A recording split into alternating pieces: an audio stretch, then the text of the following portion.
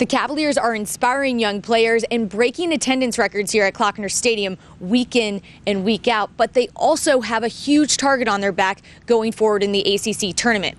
They're the only unbeaten team in the nation, and they have that #1 ranking by their name. Western Albemarle's Kent Henry and 23 other seniors are trying to change the course of history here at Western tonight. They're going for their first back-to-back playoff win since, get this, 1979. So a lot on the line, and then they're on their way to a state championship. Virginia and Navy are about 30 minutes away from tip-off, and the midshipmen are going to have to bring it on offense. Virginia is ranked 5th nationally in scoring defense, allowing just 52 points per game, and the guys are also limiting their opponents to scoring just 32% from the field. It was a tough loss out here for the Hoos as they totaled more than 500 yards of total offense and had +3 turnovers, but it wasn't enough as the game turned into a 2-minute drill with a field goal that veered right. Imagine you're 5 years old living on the streets of Ethiopia by yourself. You're so poor you have no family, nothing to eat, nor a place to sleep at night. Not to mention, you don't even know your own name because there's no one who knew who you were.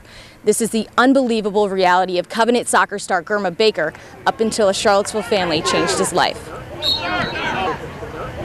You wake up in the morning, early morning, people will be rushing for work and you'll be rushing for find food to eat. Gurma had no family, no income, and he didn't even have a name. I got sick in the street and I went to Mother Teresa Hospital. If you were really sick, you would stand outside the gates and the sisters would come out in the morning and take you in. Give me a name there. They said, here's your new name, Gurma. Gurma's sponsor helped him pay for a bit of his schooling, but he worked different street jobs to fend for himself. Sometimes I don't even attend school because I have to work.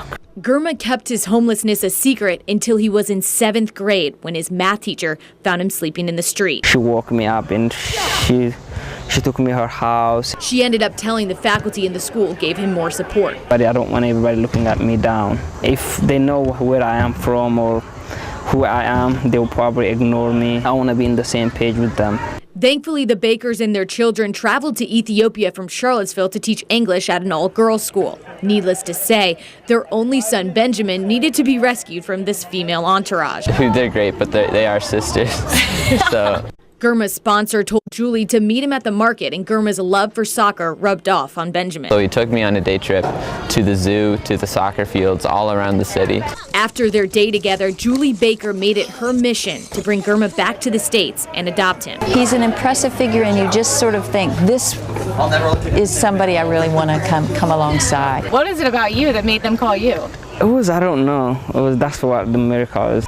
Gurma started school and soccer at Covenant his sophomore year. Now he's a senior and has offers to play Division I soccer in the fall. But that isn't his goal. Gurma wants to pay it forward and start an orphanage for street children in Ethiopia. He understands the hardship that they're facing, so that's what we want to help them do. That would be a great, huge thing for me. That would be will make me forever happy. In Charlottesville, Mary Dunleavy, NBC 29 Sports. It's typical that Culpeper running back Marlon Glasgow makes the final hit to protect his quarterback as he airs out the 45-yard touchdown pass. He's a leader physically, emotionally. He gets us going. He'll break that big play for us. He'll get the Blue Devils that extra 2 yards for the first down. He has the best hands.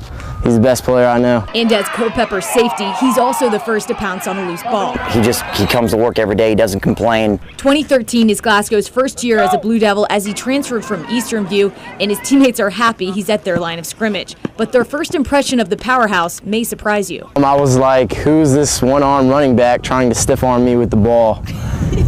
From Glasgow's style of play, it's easy to overlook that he only has one arm. And he's the first to point out that one arm is really all you need.